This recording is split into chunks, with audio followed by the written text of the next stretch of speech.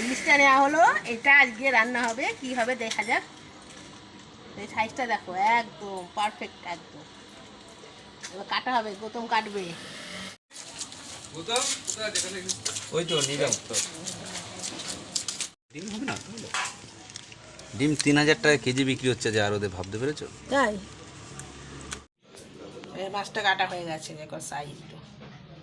ডিম, এই যে ডিম, ভরে ভরে ডিম হয়েছে দেখো একদম। এই ইলিশটা দেখালাম তখন, এই ইলিশটা কেটেছে, কাটার পরে ডিম সহ একেবারে ডিম ভরে রয়েছে ইলিশটা। এই 3 পিস রেখে দেবো। এইগুলো আজকে করবো সর্ষে দিয়ে, দেখো সর্ষে শিলে বেটে নিয়েছি, সর্ষে কাঁচা লঙ্কা। আজকে হবে সর্ষে ইলিশ, একদম আজকে জমে যাবে। আর ডিম ভর্তি ইলিশ মাছ খেতে যে অসাধারণ টেস্ট, সেটা বুঝতেই পারছো। এই মাথাটা হাফ রয়েছে, যাই হোক মাছটা আমি এবার রান্না করবো। এবার আমি নুন হলুদ মাখিয়ে নিই।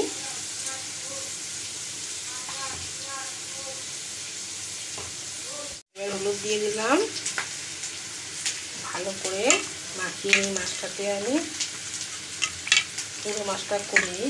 রান্না করার জন্য কড়াইতে আমি তেল দিয়েছি, তেল অলরেডি গরম হয়ে গেছে। এবার তেলের মধ্যে আমি কালো জিরে এবং কাঁচা লঙ্কা দিয়ে চিড়ে রেখেছিলাম,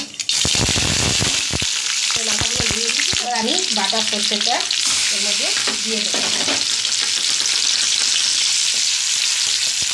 বাটা সর্ষেটা এবার দিয়েছি, সামান্য নেড়ে দিচ্ছি। সর্ষে বাটা জলটা দিয়ে দিই,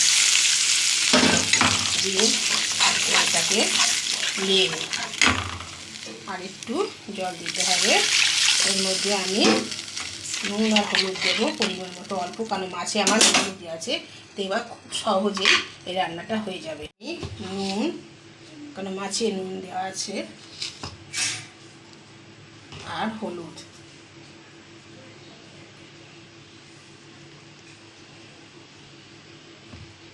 দিয়ে এবার আমি একটু ঢাকা দিয়ে দেবো।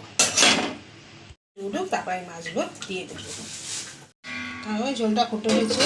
এবার এক এক করে মাছগুলো এর মধ্যে দিয়ে দেবো। আস্তে করে ছেড়ে দিই, আস্তে করে। এবারে সব মাছগুলো আমি দিয়ে দিই, দিয়ে দিয়েছি। এবারে একটু ঢাকা দিয়ে 5 মিনিটের জন্য রেখে দিই, তাহলে এবার দেখো রান্নাটা কমপ্লিট হয়ে গেছে। রান্নাটা দেখো আমার কমপ্লিট হয়ে গেছে। কি একটা দারুণ গন্ধ বেরিয়েছে, ভাবতেও পারবে না, অসাধারণ গন্ধ। যাই হোক, নামিয়ে আমি একটু সর্ষের তেল ছিটিয়ে দেবো। তারপর আমি গ্যাসটা দিয়ে দিলাম, তরকারিটা নামিয়ে নিই, তারপর তোমাদের দেখাচ্ছি কী করবো। তরকারিটাকে আস্তে করে এবার থালায় ঢেলে নিচ্ছি। দেখো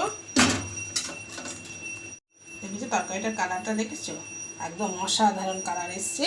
এবার আমি উপর দিয়ে একটু সর্ষের তেল দিয়ে দিই, কাঁচা সর্ষের তেল দিলে আরও একটু টেস্ট হয়ে যাবে। কার কার এরকম ইলিশ মাছের সর্ষে দিয়ে ঝাল খেতে ভালো লাগে, অবশ্যই কমেন্ট করে জানাবে। আর এইভাবে সহজভাবে ইলিশ মাছ রান্না করা খুবই সহজ, কোনো সময় লাগে না, খুব তাড়াতাড়ি রান্নাটা হয়ে যায়। তাই দেরি না করে, আর অবশ্যই শিলে কিন্তু সর্ষেটা বেটে করবে, তাহলে খেতে কিন্তু অসাধারণ লাগে। মিক্সিতে বাটলে সেটা অত ভালো লাগে না। যাই হোক, রান্নাটা শিলে করে করবে, কমেন্টে অবশ্যই জানাবে। আর তোমরা জানিয়ে বলবে এইভাবে ইলিশ মাছ রান্না করে খেয়ে কেমন লাগলো। একদম ভালো লাগলে অবশ্যই সাবস্ক্রাইব করে বেল আইকনটা প্রেস করে দিও, আর বেশি বেশি করে বন্ধুদের মধ্যে শেয়ার করে দিও। সকলকে দেখার জন্য ধন্যবাদ।